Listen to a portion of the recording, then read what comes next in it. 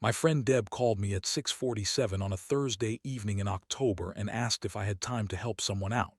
She gave me a name, a highway number, and a mile marker. She said the woman had been out there since 3. Not 3 in the afternoon of that day, that Thursday, 3 o'clock. Nearly 4 hours. I asked why no one had gone sooner. Deb was quiet for a moment. The kind of quiet that means she was deciding how much to say. She didn't tell anyone, Deb said finally. I asked her how she was doing on my regular Thursday check-in call. She said she was fine. She was reading a book on the side of Highway 220 with a flat tire. I had to ask 3 more questions before she admitted the car wasn't moving. I pulled on my jacket and picked up my truck keys from the hook by the door. Mile marker 41, I said. Give or take, Deb said. She's not sure exactly. She didn't think it mattered. I wrote down the name on a cross on the inside of my wrist with a pen from the kitchen counter because it was the closest surface. I said I'd call when I found her. Read, Deb said before I could hang up. Yeah, she doesn't know I called you. She told me she was fine and she didn't need anything. You're going to have to handle that part. I thought about a woman sitting on the shoulder of a mountain road in October for 4 hours, reading a book, telling her friend she was fine. I'll handle it, I said. I did not know yet what I was driving toward. I just knew I had driven toward worse. My name is Reed Harlan. I'm 33 years old and I work maintenance on Forest Service roads in and around the Blue Ridge in southwest Virginia. My territory runs roughly from Millhaven to the county line at Boattourt, and on most days I drive a stretch of rural highway in the morning and a stretch of mountain access road in the afternoon, assessing conditions, filling potholes, clearing debris, making sure that the roads nobody thinks about stay passable enough for the people who depend on them. I have done this work for 10 years and I am good at it, and I do not apologize for its modesty, because modest work done well is not a small thing. That is something I believe sincerely. I have lived in Millhaven my whole life, except for 2 years right after high school when I worked on a road crew in West Virginia and learned everything I know about asphalt, gravel, and what happens to a vehicle when a road fails it. I came back because my family was here, and then because the work was here, and then because I had stopped being the kind of person who needed a reason. I am not someone with a dramatic wound at the surface. I am not someone who leads with his damage. Most days I am steady and quiet and useful, which is what the work requires, and I am content with that. I have a truck and a jump bag and a good set of tools and a friend named Deb who calls me when someone needs help, because she knows I will go. My brother Danny died on a rural highway 4 years ago on a Tuesday afternoon in March, about 40 miles from where I am now. He had a blowout on a state road that most people didn't use, and his car went into the shoulder and rolled. He wasn't killed in the crash. The car stopped and he got out and sat down next to it and he waited. He waited for almost 2 hours while 9 vehicles passed him without stopping. He died of blood loss from a cut on his leg that would have been manageable if someone had stopped. I know this because the state police told my mother and my mother told me, and I have not been able to unknow it since.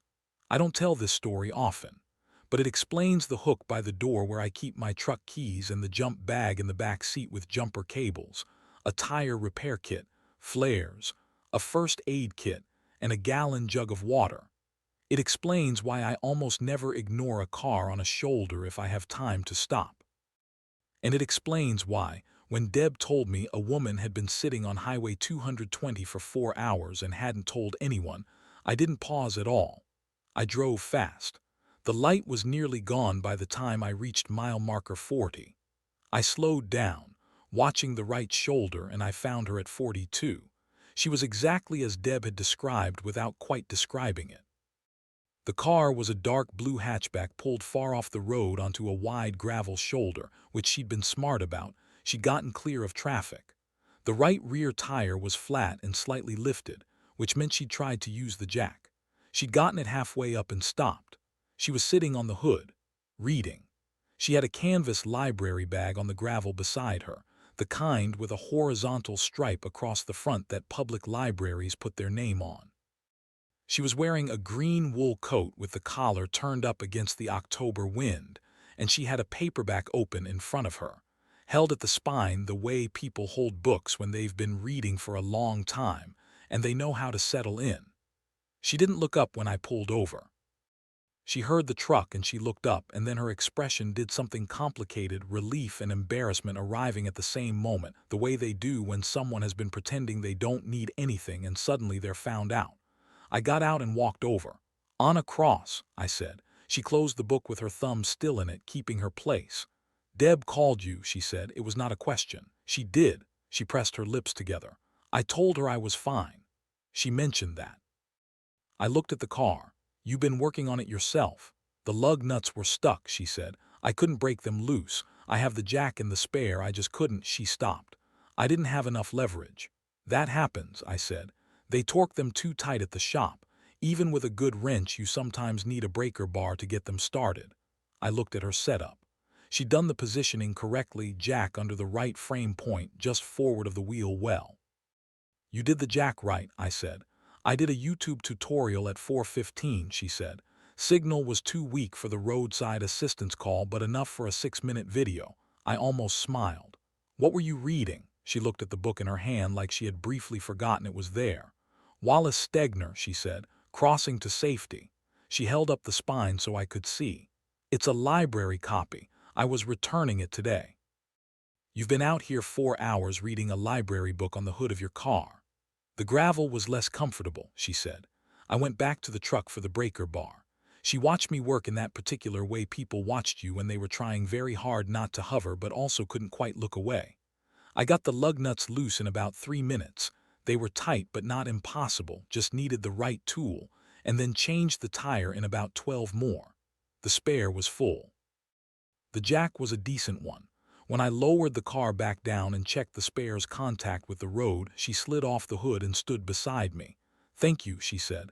"I'm sorry to have, I didn't ask Deb to." She stopped herself, started again. "Thank you, what do I owe you?"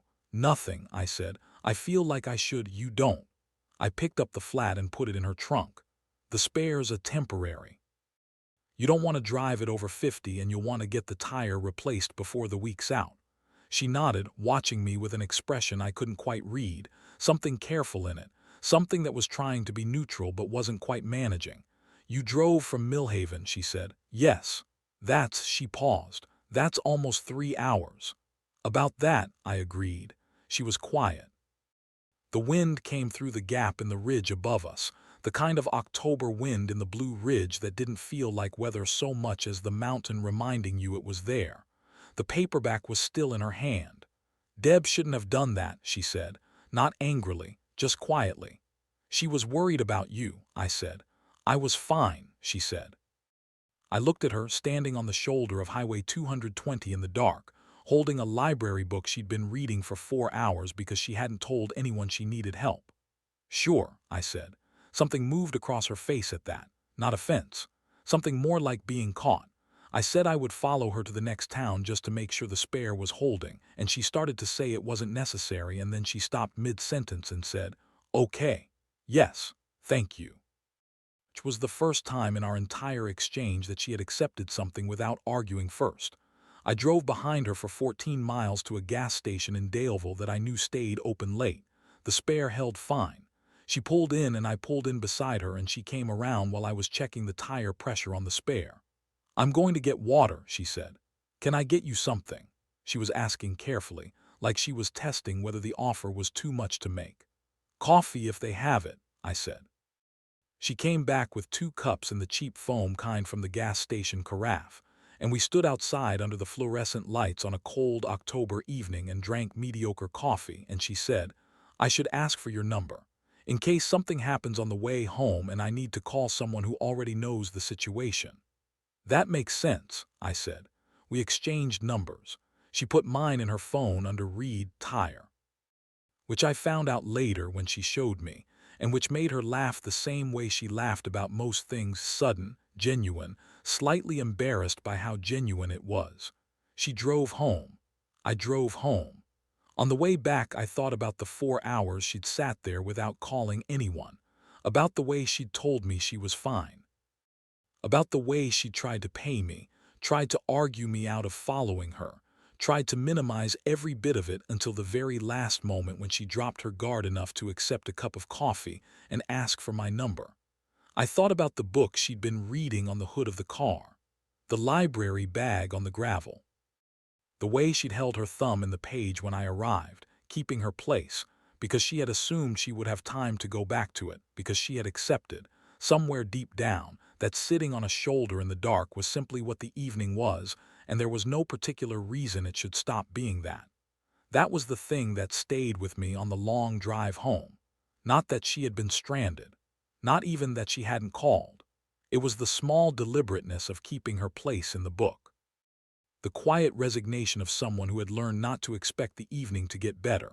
She had sat on the hood of that car and read a library book for 4 hours because she had been taught somehow that asking for help was more trouble than the problem itself. I thought about Danny, about the 9 cars that drove past. I drove home. Deb called me the next morning. She texted me, Deb said. She said thank you and also that I shouldn't have done that and also thank you again. Sounds about right, I said. Did she say anything when you were there? She tried to pay me, I said. 3 separate times she apologized for being out there. She told me she was fine about 6 times. Deb sighed. That's Anna. You want to tell me what's going on with her? I asked. There was a pause. That's hers to tell, but I will say her ex-husband was the kind of man who made her feel like she needed too much. 2 years of that does something to a person. I didn't push. I had enough. I texted Anna Cross that afternoon. I said, wanted to make sure you got home okay. Tire still holding. She replied about 2 hours later, yes, thank you for checking. You didn't have to. I wrote back, I know. How's the book? There was a longer pause. Then, really good actually. Stegner's very honest about marriage. I wrote back, I've never read him. She wrote, you should. I'll put it on a list. It was the first time she said anything about doing something that assumed we would talk again. I wrote back, I'd like that. She didn't respond to that, but she didn't close it off either. She just left it there, which I took as its own kind of answer. We texted a little over the following 2 weeks. Nothing planned or heavy. She would mention a book she was cataloging at the library, and I would ask something about it. Or I would describe a section of road I was working on that had an interesting drainage problem, and she would ask follow-up questions that were better than most people's, because she was the kind of person who paid close attention to things. She asked one afternoon about the stone mile markers along the older sections of Mountain Road, whether they were original or replacements, which I had never been asked before. I had to look into it before I could answer, and when I told her a mix of both, the originals in iron, the replacements in aluminum, she said, I wonder who decides which ones to keep. I said, someone like me, usually, based on condition and whether they're still readable. That seems like a responsibility, she said. Most things are, I said, once you stop to think about them. She liked that answer. I could tell by the way she didn't respond for a moment, the kind of pause that meant she was sitting with something. Slowly, without either of us naming it, we became 2 people who texted each other on ordinary days about ordinary things. Then I asked her to dinner. She said yes immediately, which surprised me, and then spent 30 seconds trying to un-yes it by suggesting it might be easier for me if we just got coffee, which was less of a commitment and I didn't have to drive far, and maybe it was too much trouble, I said. Anna. She stopped. I said, dinner. Next Friday. You pick the place. She picked a small Italian restaurant in Roanoke. It was a good choice, quiet, warm, the kind of place where the food was honest and the tables were far enough apart that you could have a conversation. She texted me the address and said, I hope this is okay. We can go somewhere else if it's not. There's a Thai place nearby that's also good and maybe easier to park, I replied. The Italian place sounds perfect. She said, okay, sorry, I'll stop. I wrote back, you don't need to apologize for suggesting alternatives. A pause. Then, old habit. I thought about that on the drive to Roanoke, about what kind of marriage taught a woman to apologize for having a preference about where to eat. Dinner was good. Anna was, in person, even more attentive than she was over text. She asked questions and actually waited for the whole answer, and she had quiet opinions about things that she offered carefully, like she wasn't entirely sure they were welcome. But when I disagreed with something she said about the novel she was recommending, she didn't immediately concede. She looked at me and made a small face and said, you haven't even read it yet. No, I said, but I'm going on logic. Logic, she said, is what people say when they don't want to admit they're making assumptions. I said, that's a good line. She said, it's from a book. I said, which one? She told me. I wrote it down on a napkin. That moment, her watching me write the title on a napkin, the slight expression of surprise that I actually wanted to remember, was the moment I understood what Deb had meant. She was surprised every time I paid attention, every time I followed through on a small thing, every single time like she was waiting for the moment it would stop. By the end of dinner, she had apologized for talking too much about books, the restaurant's slow service even though it was not her fault, ordering something that took too long and not being more interesting probably. That last one was said quickly, almost under her breath while she was looking at the menu for dessert. I put the menu down. She looked up. I'm going to say something, I said. And it might be too early to say it, but I'd rather say it than keep quiet and let you think it's true. She was very still. I said, you're not too much. You're just used to being around someone who made you feel that way. She stared at her menu. I know you don't know me well enough to take that as fact, I said, but I want you to know I can see it. The way you apologize for everything. The way you tried to accept dinner 3 times before we got here. The way you sat on that road for 4 hours because you didn't want to inconvenience anyone. I kept my voice level. That's not a personality, that's something someone taught you. She was quiet for a long time. Then she said, his name was Marcus. And she told me. It was not a dramatic story. That was the thing that made it harder in some ways than if it had been. Marcus hadn't been cruel by design. He was a man with limited patience and a job that exhausted him, and when Anna had needed things which she'd needed more than usual in the year her father had a health scare, he had run out of capacity, and instead of naming that, he had named her. She was needy. She was complicated. She needed too much. He wasn't the kind of man who could be someone's anchor. He said those things enough times that she believed them. She told me about the calls. The year her father had the cardiac event, she had been calling Marcus from the hospital waiting room 2 or 3 times a day, not because she needed him to do anything in particular, but because sitting in a hospital waiting room alone for hours at a time was simply harder when you were doing it completely alone. He had answered the first few calls. Then he had started letting them go to voicemail. Then he had called her back at the end of the day with a voice that communicated that this, her need for him, her fear, her dependence, was a problem she was creating in an otherwise manageable life. He said I was wearing him out, she told me. He didn't say it unkindly, exactly. He said it like he was explaining something I should already know. I kept my face still and my voice even. I started calling Deb instead, she said, and then I stopped calling altogether. I got very good at managing things. Including flat tires, I said. Including flat tires, she agreed. And she almost smiled, but it didn't quite get there. The night she sat on the road, she told me, was not the first time she hadn't called for help. She'd spent 2 years not calling. Getting the car serviced herself, handling every minor thing herself, not texting anyone when she was scared or tired or sick, because she had learned that asking was a burden and she was already a burden, and adding to it was simply not what people with self-awareness did. 4 hours, I said. I had a book, she said. A small defensive reflex gone almost as fast as it came.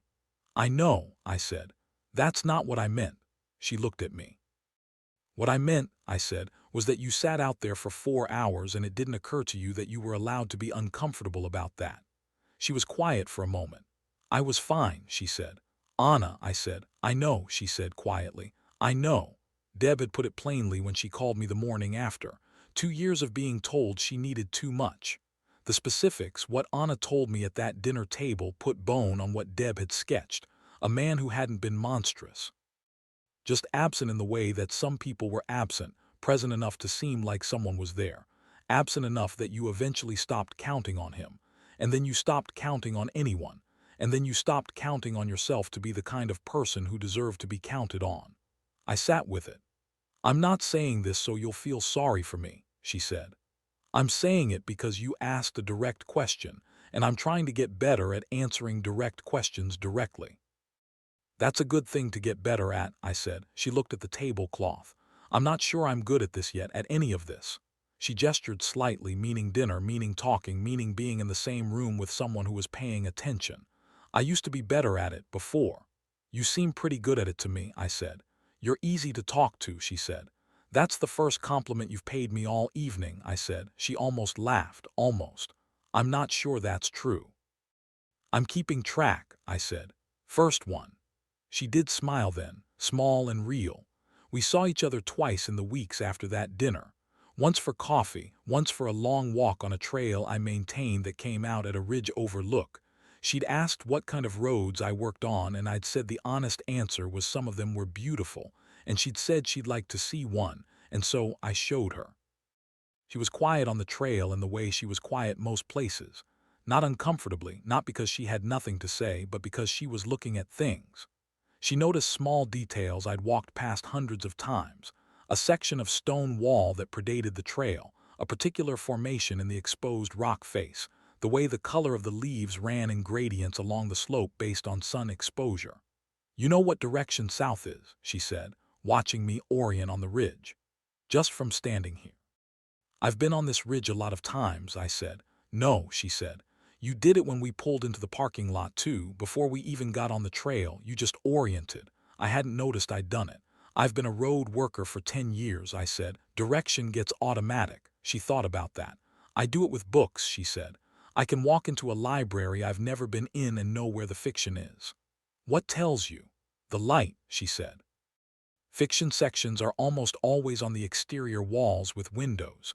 It's older library design. Somebody decided long ago that people reading stories needed more light than people doing research. I didn't know that, I said. Now you do. We stood at the overlook for a while. The valley below was going from green to rust, the autumn color moving down from the higher elevations in a slow wash. She had the paperback in her coat pocket. She carried it everywhere. I'd noticed whether she was reading it or not. She pulled it out now and held it, not opening it, just holding it the way you held something familiar. You've had that book a while, I said. It was due back the week I had the flat tire, she said. I renewed it. They let librarians do that. A slight smile. Among other privileges. Do you always carry it? She looked at the book. Since that night, I guess. It's funny, it's not even my favorite book, but I've been keeping it close. She considered this, maybe because it was there. When nobody else was, I said. She was quiet. I don't mean that as an accusation, I said. I understand why you keep it close. She tucked the book back into her pocket. You're good at saying the thing that needs to be said, she said, without making it feel like a scalpel. I spent a long time not saying things, I said. It didn't help anyone. She looked at me. There was a question in her expression, and this time she did ask it. What do you mean? She said. I looked at the valley. We were the only ones on the overlook. My brother Danny, I said. He died 4 years ago on a rural road about 40 miles from here. He had a blowout, went into the shoulder. He wasn't hurt badly in the crash. It was a cut on his leg, the kind that's serious but manageable. He sat there for almost 2 hours. 9 vehicles passed him. I was quiet for a moment. He died waiting for someone to stop. She said nothing. She didn't try to say something useful, which was the right instinct. That's why I have the jump bag, I said. That's why I go when someone needs it. I looked at her. That's why when Deb told me you'd been out there since 3 o'clock and hadn't said anything, I didn't pause. It wasn't about being a good person. It was about Danny. She put her hand on my arm, not reaching for it, just placing it there. A quiet acknowledgement. We stood like that for a while, looking out at the blue ridge going from gold to rust in the October light. I'm glad you came, she said. She said it simply, without any of the usual layers of apologizing for needing something. I know, I said. We drove back in the late afternoon, the mountains going blue behind us, and she said when I dropped her off, read. Yeah. This was good, she said, not with apology, not with qualification, just that. It was, I said. She nodded and went inside. I sat in the driveway for a moment before I left. I thought about the worn paperback in her coat pocket, about the 4 hours on the road, about the 9 cars that had driven past Danny and kept going, about what it meant to stop. It was the first cold week of November when she called me instead of texting. I picked up on the second ring and she said, I need to ask you something, and I need you to answer honestly even if the answer is that I'm wrong. Okay, I said. I've been trying to figure out what this is, she said. What we are. And I don't know how to ask that without it sounding like I'm making demands or reading into something or being too. She stopped herself. Anna, I said. I know, she said. Old habit. What's the question? I said. She took a breath. Are you doing this, spending time with me, because you felt bad about the road? Because Deb asked you to help and you're a good person and you couldn't stop? Or is it, she paused, is it something else? I thought about how to answer that. I had asked myself the same question honestly. I had checked myself, the way you checked yourself when your history gave you a reason to be careful. My history was Danny and stopping for strangers and not wanting to be one of the 9 cars. Was I with Anna because she'd needed help and I couldn't leave a need unanswered? The answer was no. I knew the answer was no because I had stopped for plenty of people in 4 years and not once had I wanted to know which books they were reading. It started because Deb called me, I said. But that's not why I'm still here. She was quiet on the other end. I'm here, I said, because you told me a line from a book was logic for people who didn't want to admit they were assuming things, and I wrote it on a napkin. I'm here because you know which direction fiction is by the light. I'm here because you renewed a library book you'd already finished because you wanted to keep it close. I paused. I'm here because you're the kind of person who sits on the hood of a car and reads rather than falling apart, and I think that's one of the bravest things I've ever seen someone do, even if you didn't mean it that way. The line was very quiet. Read, she said. Her voice had gone soft. Yeah. Why would you do that for me? She said. 3 hours and the follow-up and all of it. Why would you do that? And there it was. The question she'd been carrying since October, the one underneath every apology and every thank you didn't have to, the whole shape of what she had been taught about herself in one sentence. Because you're worth driving 3 hours for, I said. That's the whole answer, you're worth it. She didn't say anything. I know that's not how you've been thinking about yourself, I said. And I'm not asking you to take my word for it. But I want you to know that's how I think about it. Every trip, every check-in, every book title on a napkin, all of it. On the other end, I heard her breathing, slow, like someone taking in too much air at once. Okay, she said finally. Okay, okay, she said again, quieter. I'm going to try to believe that. That's enough, I said. That's plenty. She returned the Stegner book to the library on the last Thursday of November. She had renewed it twice. She told me this on the phone and I asked if she'd miss it and she said, I already ordered my own copy, hardcover. Then she paused. That's the first book I've bought for myself in 3 years. I said, what does that mean? I don't know exactly, she said, but I think it means something. It did. I knew what it meant. It meant she was starting to take up space in her own life again, ordering the hardcover instead of borrowing it, keeping her own copy. We drove to a small town in the Shenandoah Valley in December to see a market she'd read about, the kind where local craftsmen and farmers set up in an old mill building, and the whole place smells like cedar and cider. She wore the green wool coat, and I wore my heaviest flannel, and we walked through the stalls side by side, and she stopped to examine things with that careful attention she brought to everything. She bought a small wooden box cedar with a dovetail joint. The craftsman explained how it was made and she asked intelligent questions that made him light up. On the way out she held the box and said, I'm going to keep things in it. What kind of things? I asked. She thought about it. Good things, she said. Things I want to remember. I asked her what the first thing would be. She looked at the box for a moment, then she said, the napkin. I looked at her. From the restaurant, she said. With the book title, I kept it. She said it without apology, without explaining why or hedging it or framing it as a small thing. She had kept the napkin and she said so. I proposed to her the following May, on the Overlook Trail. I didn't plan it particularly. I had the ring, which I'd had for 3 weeks, and we were at the Overlook and she was standing at the edge looking at the valley the way she looked at everything. And I understood that this was the moment because it was exactly right, and I wasn't willing to manufacture a more dramatic one. Turned before I said anything. Something in my expression must have told her because she went very still. Read, she said. I want to marry you, I said. That's the whole sentence. I want to marry you, and I wanted to say it on this trail because this is where you told me about the light and fiction sections, and I've thought about it every time I've been up here since. She studied me in that careful way she had. Then she said, you don't have to, Anna, I said. She stopped. I said, just yes or no. A pause, then, yes. She kept the cedar box on the dresser. She put things in it. The napkin from the restaurant, folded small, a photograph from the December market. A note I had left on her car once when she didn't answer her phone and I drove by to check that she was home. She told me later that the note had been the thing that finally convinced her, not the 3-hour drive, not the dinner, not the overlook. The note which said in full, "Anna, check the tire pressure. You're good. Read." It was such a small thing, she said. Most of the real things are, I said. We got married in August in a small ceremony at the county courthouse with Deb and my friend Marcus Tate as witnesses, and afterward we ate dinner at the same Italian restaurant where she had first told me about her marriage and I had written a book title on a napkin. The waiter was different but the table was the same. She ordered without apologizing for her choice. I noticed. I didn't say anything. Some things don't need to be said out loud. She still carries a book everywhere. The cedar box is on our dresser. And on the nights when the old habit comes back, when she starts to preface something with "sorry" or "I know this is too much" or "you don't have to," I say her name. Just her name. And most of the time, that's enough.